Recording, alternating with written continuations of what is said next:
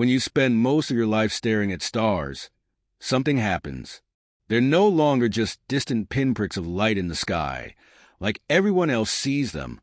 For a man who's lived a little longer than he should, the stars become a mystery, an invitation, maybe even a promise. They whisper things to those willing to listen, things that Earth has long forgotten. I'm no poet. I'm Captain Rogers, a former soldier. My past is written, and those pages are stained with blood and dust. The uniform I wore, the battlefields I stood on, they're all behind me, swallowed up by the vastness of space. What remains are these stars and the constant feeling that time never stops. Today, we were on a routine mission, or at least, it was supposed to be.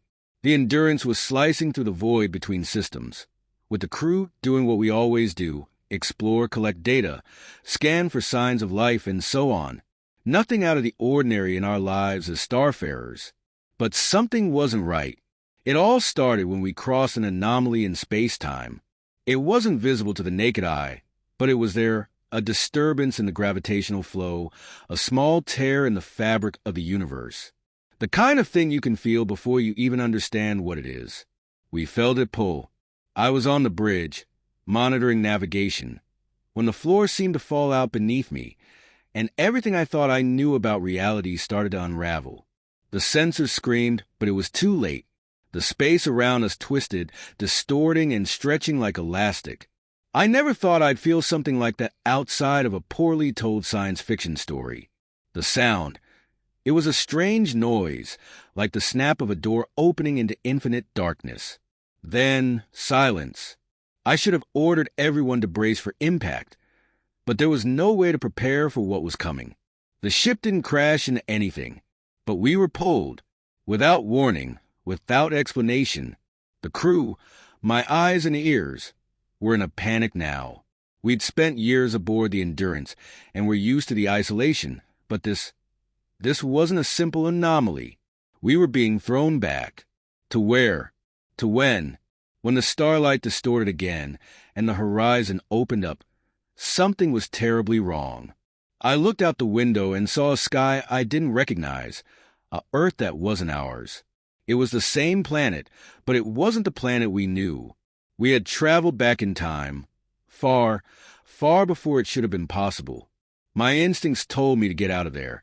But what do you do when time itself becomes your enemy? Now, we're trapped in a distant past, with no way to return.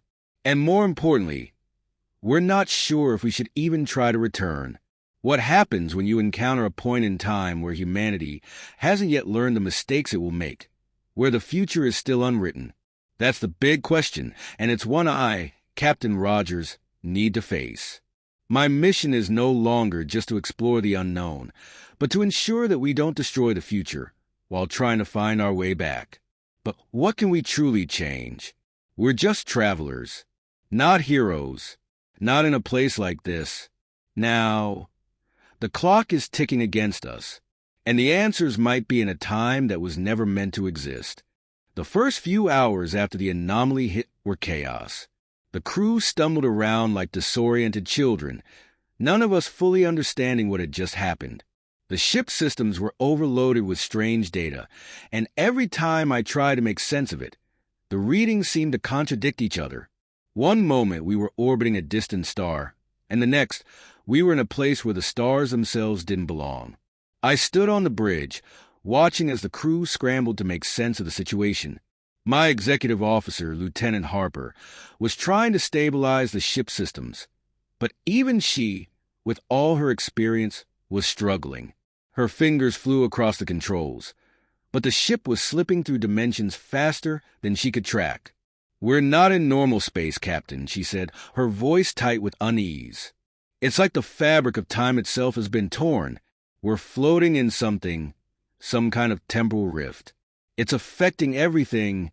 "I know, Harper," I said, rubbing the back of my neck. "But we need answers. We need to figure out where the hell we are, and when, and most importantly, how to get back." There was a long pause, and I could feel the tension in the air. Harper's expression was one I knew well: frustration, fear, and a sense of helplessness. None of us were trained for this. Hell, no one was trained for this. I paced back and forth across the bridge, trying to piece it all together. We'd encountered strange things in space before, but this was something else entirely. It wasn't just a malfunction or a random cosmic event. Something had reached out and grabbed us, pulled us into a different time. That's when the first clue appeared. Captain, Lieutenant Harper called, her voice shaking with sudden urgency. I'm detecting a signal. It's weak, but it's there. It's coming from the surface of the planet below us. I turned sharply, my eyes narrowing. A signal? In this time? It didn't make sense. The Earth we'd seen through the windows of the Endurance was primitive, far earlier than anything we should have encountered in our own time. But there it was, an active signal, barely audible, yet clear enough to pique our curiosity. We're going down there, I said without hesitation. Prepare a landing party.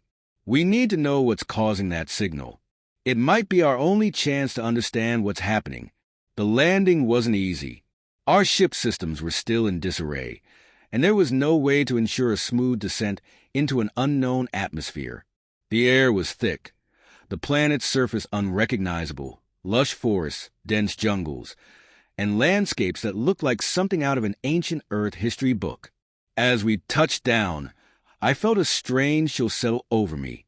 The planet was eerily quiet, no signs of any advanced civilization or even large animals.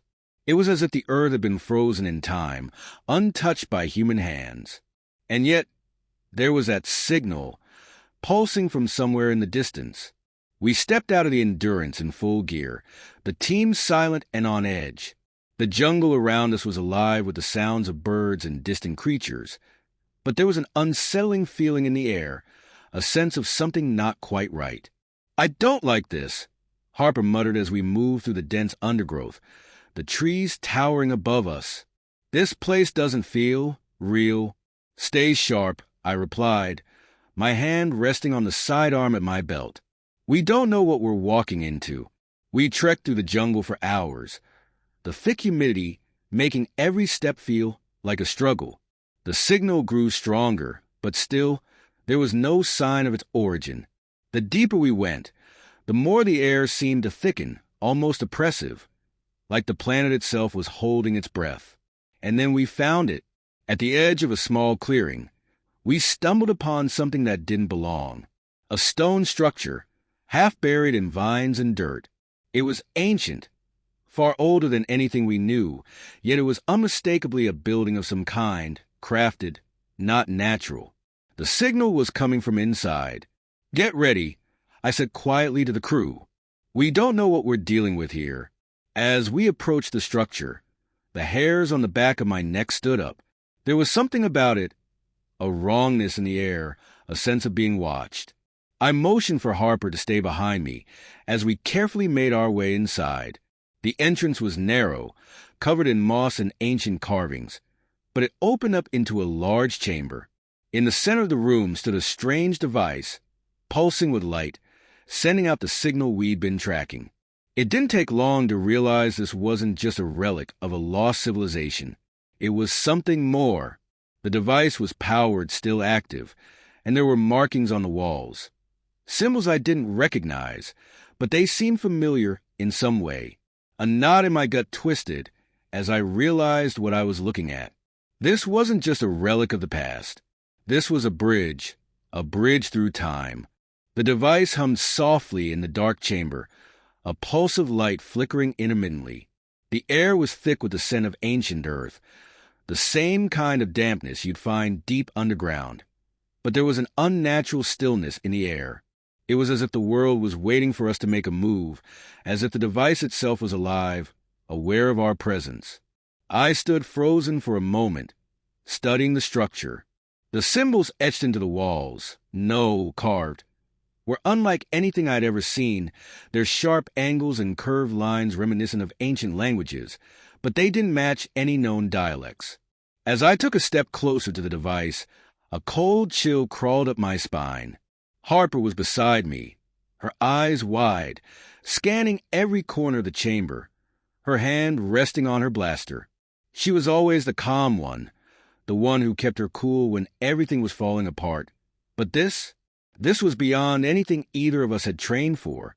"What do you think it is?" she asked, her voice barely above a whisper. "I don't know," I replied, my gaze fixed on the device. "But it's powering something. I think this is the reason we're here, why we're stuck in this time." "What if it's not just a machine?" she asked, her voice trembling. "What if it's something else? What if it's been waiting for us?" I didn't answer immediately. I wasn't sure if I believed in fate or destiny, but the longer we stood in that chamber, the more the sense of inevitability gnawed at me. The idea that this device, this strange piece of technology, might be the key to everything, it was overwhelming, but there was something else too, a creeping doubt. "Harper," I said finally, turning to face her, "we can't assume anything. We need to figure out what this thing does before we decide what to do with it." Harper nodded, her brow furrowing as she studied the symbols again. "It could be dangerous." "We don't have a choice," I replied. "We need answers.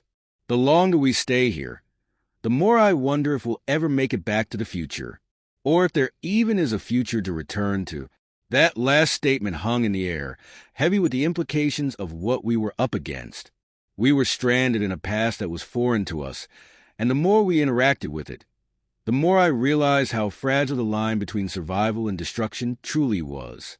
It wasn't just our lives on the line anymore. It was everything. I motioned for the rest of the team to approach. They'd been stationed at the entrance, keeping watch, but they needed to see this. We needed to make a decision, and we couldn't afford to make it alone. "What's going on, Captain?" Lieutenant Carter asked as he entered the chamber, his voice tense with uncertainty. "What is that thing?" "It's something we need to understand," I said, trying to keep my voice steady.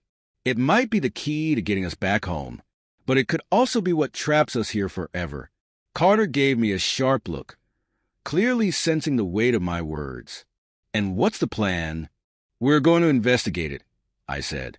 "But no one touches anything until we know exactly what we're dealing with.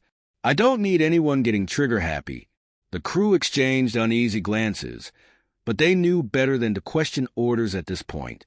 The silence was suffocating, and I could feel the weight of their eyes on me, waiting for the next move. Harper stepped closer to the device, reaching out with a gloved hand to gently touch the surface. A soft hum vibrated beneath her fingers, and the symbols on the walls seemed to shift and glow faintly. My heart skipped a beat. "I think it's responding," Harper said, her voice steady despite the tension. "It's as if it's alive." I stepped forward, unable to shake the sense that we were on the edge of something far greater than we could handle. "Don't do anything yet," I warned, but it was too late. The moment her hand made contact, a blinding flash of light erupted from the device, filling the chamber with an intense, searing glow. The crew stumbled back, shielding their eyes, as the sound of machinery came alive, louder and more powerful than anything we had ever encountered. The symbols on the walls now swirled, their meanings shifting in real time.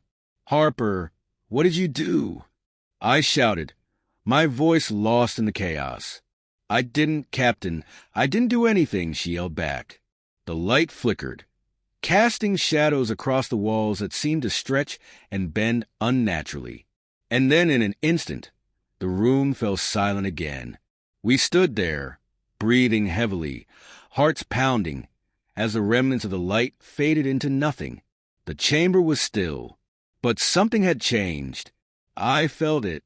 The ground beneath us trembled, and a low rumble echoed through the chamber, like something enormous was awakening. The device began to hum again, this time more urgently, and the symbols seemed to pulse, becoming more vivid and aggressive. The air was charged with an electricity I could feel in my bones. "Captain," Harper said, her voice shaking, "something's happening. We need to get out of here." I didn't need to be told twice. My instincts screamed that we had overstayed our welcome. Something was waking up, something old, something dangerous. "We're leaving," I ordered. "Everyone back to the ship now." But as we turned to leave, the entrance to the chamber slammed shut with an almost deafening noise. The ground quaked beneath us again, and the air became suffocating. The time device, whatever it was no longer just a tool. It was a force, and it wasn't done with us. I looked around at the crew, their faces pale with fear, and I realized that we had just triggered something that we couldn't undo. The consequences of our actions would reverberate far beyond this moment. The past we were stuck in, it might never let us go. The device's hum had grown deafening, a constant presence that seemed to vibrate through my very bones. It wasn't just a machine anymore. It was something alive, sentient almost, its pulse in sync with our own. The walls of the chamber trembled with each surge of energy, and I could hear the faintest whisper of voices, distant, unintelligible, but there. "Captain, we need to go," Harper urged, her hand tightly gripping my arm. "This place is coming apart. If we don't leave now, we may never get the chance again." I shook my head, torn between the urgency of survival and the pull of the mystery before me.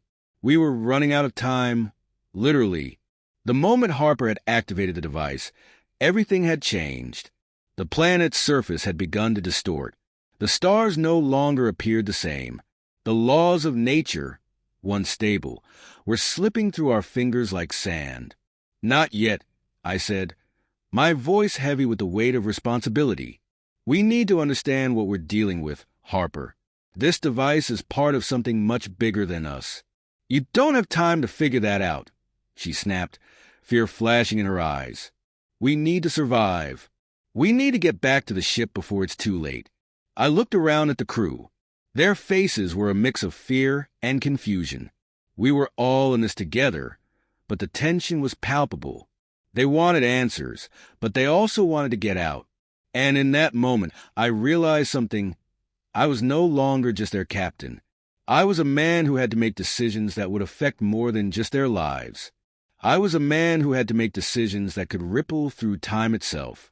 The ground shook again, harder this time, and I felt the familiar sensation of the world slipping out from under me. "Stay close," I ordered, rallying the crew. "We're going to find a way out." As we navigated through the increasingly unstable structure, the walls seemed to close in on us, as if the planet itself was reacting to our intrusion. The air was thick with tension, and every step we took felt heavier, like the weight of the world was pressing down on us. We reached the entrance, but it was blocked. The way out had been sealed by something or someone. There was no way to know. The only thing I knew was that we were running out of time. "Captain, look!" Carter shouted, pointing at the symbols on the walls. The markings had shifted once again, forming new patterns that seemed to pulse with a life of their own. It's a map. It's showing us something." I stepped closer, studying the glowing symbols. The map seemed to shift and change before my eyes, as if it were alive, adapting to our presence. And then, in the center of the map, a single phrase appeared. "The price of time." I froze. The word seemed to echo in my mind, reverberating like a warning. There was a price. I had known it all along, but now it was inescapable. This was no ordinary machine. This was a gate, a threshold between worlds, and whatever we were messing with came with a cost. "We have to stop this," I said, my voice low and resolute. "We can't keep going like this." "But, Captain, we can't stay here," Harper shouted. "If we don't get back to the ship now, we'll be stuck in this time forever." I turned to her, my heart heavy with the weight of the decision. There's no way back unless we understand what we've done. If we don't, this could be our last chance. The crew exchanged nervous glances, and I saw the fear in their eyes. They didn't want to hear it, but I had to say it. The device isn't just a machine. It's a part of a much larger system, something that's been dormant for centuries, maybe millennia. And now it's awake. If we leave without fixing what we've triggered, we might tear apart the very fabric of time itself. "We can't fix it," Carter said, his voice cracking. "Not without understanding what it is. And we're running out of time." The rumbling beneath our feet intensified, and the chamber began to collapse. It was now or never. "Get out," I ordered. "Get to the ship now." But as the crew scrambled to make their way back to the entrance, something changed. A blinding flash of light exploded from the center of the room, and the floor beneath us cracked open. The walls around us began to collapse, and the very air seemed to warp and bend. I didn't know what was happening. I didn't know if we would make it out alive. But there was something I knew for certain now.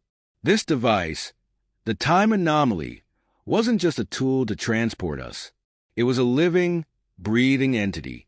And in that moment, I understood that our survival didn't just depend on our escape. It depended on how much we were willing to sacrifice to make sure time didn't swallow us whole. I took a deep breath, knowing that our only hope was to make a choice, to either escape and risk everything, or take a stand and fix what we had started.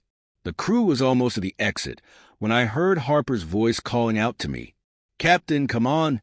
We're running out of time." But it was too late. The device surged with energy, and I felt myself being pulled into the light, dragged across time.